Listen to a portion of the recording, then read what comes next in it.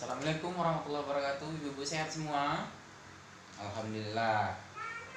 Kita bertemu lagi Bu ya di bulan ini seperti biasa dalam kegiatan P2K2 yang hari ini kita laksanakan di kediaman rumah Ibu Susi. Terima kasih ya Bu sudah menyediakan tempat untuk kami. Nah, pertemuan ini kita akan membahas tentang pengertian anak dan hak-hak anak. Ini adalah salah satu materi pembelajaran di sesi 11, yaitu upaya pencegahan kekerasan dan perlakuan salah kepada anak yang ada di modul 4, yaitu modul perlindungan anak. Sebelum kita masuk kemari Bu, kita bahas dulu sebentar tentang materi kita di bulan yang lalu. Kira-kira ada masih ingat Ibu? Ada? Ya, soal apa? Kesehatan? Ya, ibu hamil, ibu menyusui, anak bayi, anak balita. Ya, kita kasih tepuk tangan untuk Ibu Dewi. Terima kasih Bu sudah mengingatkan kami kembali. Jadi itu Bu yang kita pelajari pada pertemuan sebelumnya. Nah, pertemuan ini tadi seperti saya bilang kita akan membahas tentang pengertian anak dan hak-hak anak. Nah, apa sih itu pengertian anak dan hak-hak anak, gitu kan? Nanti yang kita pelajari di sini adalah tidak jauh dari hal-hal ini, yaitu diantaranya tentang memahami pengertian anak. Jadi anak itu apa, gitu kan? Yang dikatakan anak itu yang usia berapa. Nah, selanjutnya memahami hak-hak anak. Apa sih hak-hak anak? Karena kita sering lupa bahwasanya anak itu juga memiliki hak yang harus dipenuhi oleh orang tua. Selanjutnya terakhir adalah pemenuhan hak anak oleh orang tua. Nah, jadi langsung aja kita masuk ya. Jadi harapannya kita sama-sama belajar di sini supaya nanti setelah kembali dari sini kita praktekkan di rumah, supaya kita nggak salah lagi dalam memberikan atau memenuhi hak-hak anak. Oke, saya mau tanya, anak itu apa? Pengertian anak itu apa kira-kira? Ada yang tahu? Udah, nggak usah takut kok, nggak apa-apa. Oh iya, silakan Bu Ani, pengertian anak. Oh iya, kata Bu Ani, anak itu adalah anugerah Tuhan yang diberikan untuk kita. Ya, nggak salah, benar. Memang anugerah Tuhan yang diberikan untuk kita. Yang lain ada? Oh, nggak ada ya. Nah, jadi anak ini menurut Undang-Undang Nomor 35 Tahun 2014 Bu, anak adalah seorang yang berusia di bawah 18 tahun, bahkan yang masih di dalam kandungan. Nah, itu kata kuncinya. Berarti anak yang masih dalam kandungan sampai dia usia di 18 tahun itu adalah kategori A, anak, ya kan? Itu Bu ya kata kuncinya. Jadi kalau nggak ada itu misalnya anaknya umur 15 tahun atau 16 tahun, 17 tahun udah dewasa, enggak. Jadi di bawah 18 tahun, belum 18 tahun genap, dia itu masih anak kategorinya. Kenapa? Karena secara administrasi negara yang dikatakan dewasa itu adalah umur 18 tahun, misalnya buat KTP, ya kan. Nah, itu adalah pengertian anak Bu ya. Selanjutnya hak-hak anak. Ada yang tahu hak-hak anak apa aja? Ya, Bu Susi, hak untuk dapat pendidikan sekolah, ya kan. Hak untuk apa lagi? Bermain, ya seperti pelajaran kemarin. Hak untuk mendapat pakaian, hak untuk dapat tempat tinggal. Ya, kita kasih tepuk tangan untuk Bu Susi. Nggak benar kali jawabannya memang. Jadi itu contohnya Bu, tapi ya hak-hak anak itu seperti yang dibilang Bu Susi tadi. Tapi pengertian hak anak ini adalah segala sesuatu, semua kebutuhan dasar yang harus dipenuhi, dihormati, dan dilindungi agar keberlangsungan hidup anak tersebut itu terjamin, gitu. Agar keberlangsungan hidupnya itu terjamin, dapat berlanjut. Itu adalah yang disebut dengan hak anak. Karena apa? Karena hak anak ini dilindungi ataupun diatur dalam undang-undang. Nah, jadi kalau ada Pak, si Polan itu menelantarkan anaknya, itu orang tuanya bisa kena pidana. Kenapa? Karena sudah diatur di dalam undang-undang. Kalau orang tuanya miskin Pak, Kalau orang tuanya miskin, dibantu pemerintah, ya kan? Ada yang namanya program BPNT, sebulan sekali dapat beras sama telur sama yang lain-lain, kan dibantu. Jadi nggak ada cerita anaknya kekurangan makan, anaknya nggak dapat makanan bergizi, ya dibantu. Apalagi ibu yang orang PKH, udah dapat BPNT, dapat uang PKH, ya kan? Belum lagi yang lain, dapat KIS lagi. Kalau sakit nggak payah mengeluarkan uang, tinggal pakai kartu bisa berobat, ya kan? Nah itu negara hadir, Bu. Negara hadir ikut bertanggung jawab dalam memenuhi hak-hak anak. Beda kalau pura-pura miskin, nah itu beda. Itu orang tuanya bisa kena pidana. Itu hak anak tadi, Bu, ya. Nah, jadi secara garis besar atau secara umum itu hak anak itu ada 4 jenis atau 4 macam. Yang pertama hak untuk hidup, yang kedua hak untuk tumbuh kembang, yang ketiga hak untuk mendapatkan perlindungan, yang keempat hak untuk berpartisipasi. Nah, hak untuk hidup, ada yang tahu apa kira-kira pengertian hak untuk hidup? Nggak ada. Hak untuk hidup itu adalah hak atas hidup dan pemenuhan kebutuhan dasarnya. Kita setiap manusia kan punya kebutuhan dasar. Apa sih kebutuhan dasar kita, Bu? Yang harus memang dipenuhi, nggak bisa nggak dipenuhi, harus. Apa? Makanan, ya dapat makanan, ya kan. Itu lagi apa lagi? Tempat tinggal, kesehatan, yang betul.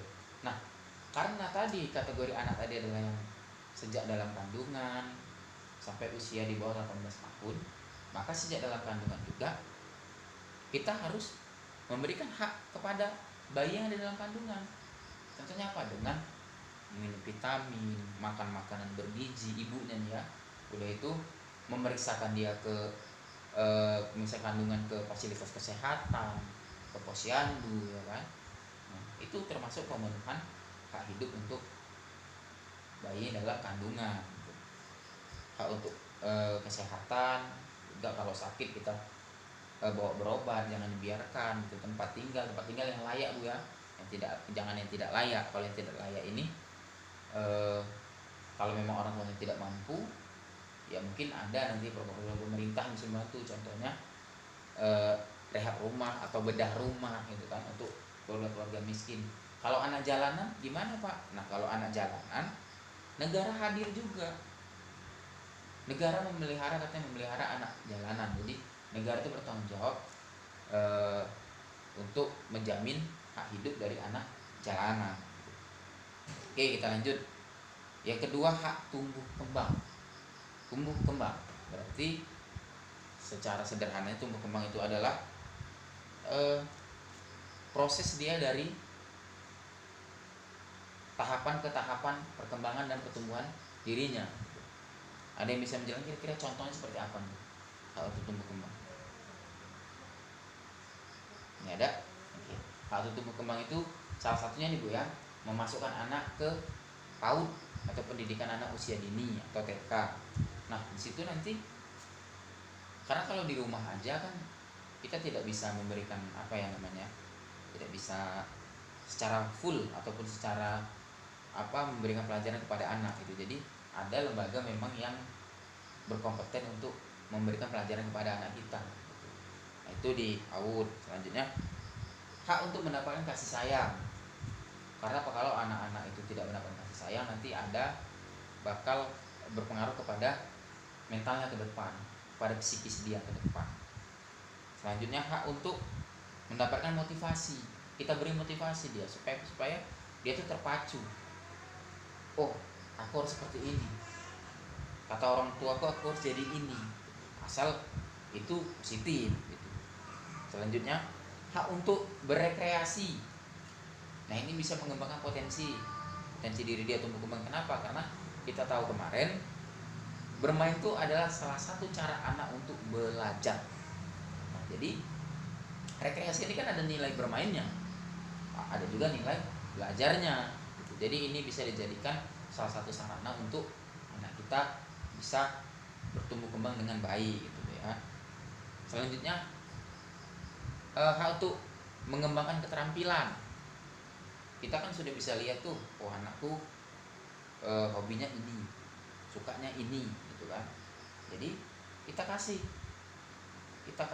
apa namanya ya, wadah, kita kasih sarana dia untuk mengembangkan bakatnya, selama bakat itu memang keterampilan dia miliki itu adalah yang bersifat positif.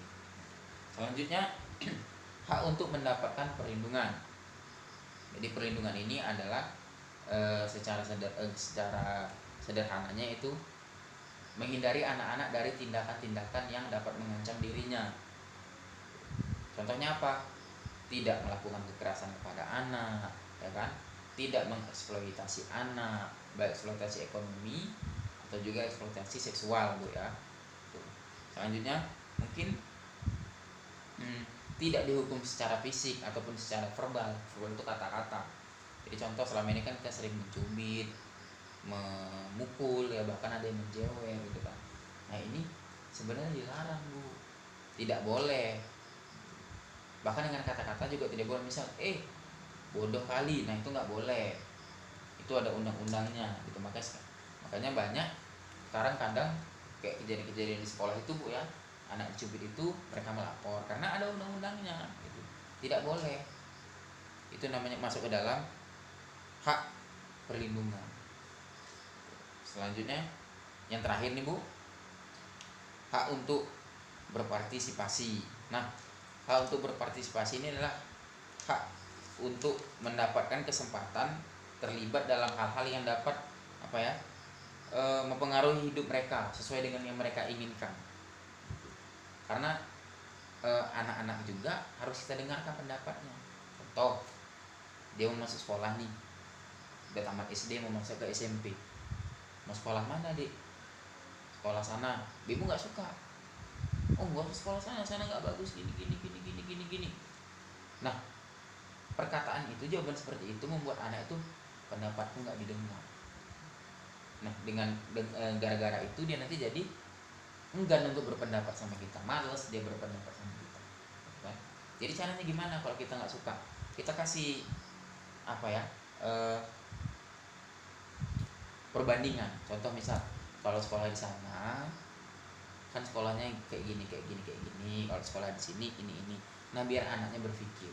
Kita juga harus membuka membuka diri bahwasanya yang tua itu tidak selalu benar, ya kan? Yang muda juga pendapatnya harus didengarkan. Jadi harus sama-sama saling mengerti gitu ya. Selanjutnya contoh lainnya mungkin memilih makanan, memilih pakaian, nggak bisa ya. Memilih makanan ini yang pastinya harus sehat gitu kan, yang gizinya berimbang, jangan yang makanan yang tidak sehat. Memilih pakaiannya juga kita harus tahu batas-batas kewajaran, mana pakaian yang layak digunakan untuk kita, yang adat Timur itu masih dijaga, mana pakaian tidak cocok dengan budaya kita gitu. Nah, juga termasuk memilih hobi atau minat, itu juga termasuk dalam hak untuk berpartisipasi. Jadi hobi dia ini, minat dia ini sebenarnya main bola, tapi karena mamanya atau bapaknya nggak suka sama sepak bola, anaknya nggak dikasih ikut main bola. Nah, itu salah. Anak kita nanti nggak jadi berkembang. Nah, oke. Mungkin dari yang saya jelasin tadi ada yang mau ditanya? Kira-kira ada yang kurang paham mungkin? Atau udah paham semua? Udah? Nah, kalau udah paham, ini materi kita sebenarnya udah selesai, ya kan? Tapi saya coba karena kita dari tadi mungkin agak lemes, agak loyo, kita coba tepuk P2K2 aja ya. Yuk. Tepuk P2K2. Pertemuan peningkatan kemampuan keluarga. Hore. Tepuk tangan semua. Oke. Oke, Bu, itu aja mungkin yang bisa saya sampaikan pada pertemuan kali ini. Jadi yang harus diingat bahwasanya hak-hak anak itu harus dipenuhi oleh orang tua. Bagaimana caranya harus kita penuhi? Apalagi ibu-ibu yang masuk ke dalam program PKH. Semua sudah dibantu oleh pemerintah. Apabila tidak dipenuhi, nah ibu bisa kena pidana, ya kan? Nah, Jadi harus memberikan makanan yang bergizi, tempat tinggal yang layak, memberikan kesempatan anak untuk bersekolah, untuk mengembangkan minat, mengembangkan hobi, untuk tidak diperlakukan kasar, tidak dimaki, tidak dipukul. Nah itu adalah hak-hak dari anak itu tadi. Itu Bu ya. Kalau memang tidak ada pertanyaan, kita padatkan sampai di sini. Terima kasih atas perhatiannya Bu. Kita bertemu lagi nanti di bulan depan dengan materi yang lain, lanjutan dari materi ini. Sehat-sehat semua Bu ya. Kirim salam sama keluarga di rumah. Mohon maaf saya apabila ada kata-kata saya kurang berkenan atau kurang sesuai. Kepada Allah saya mohon ampun. Saya tutup. Wallahul muwaffiq ila aqwamit thoriq. Assalamualaikum warahmatullahi wabarakatuh.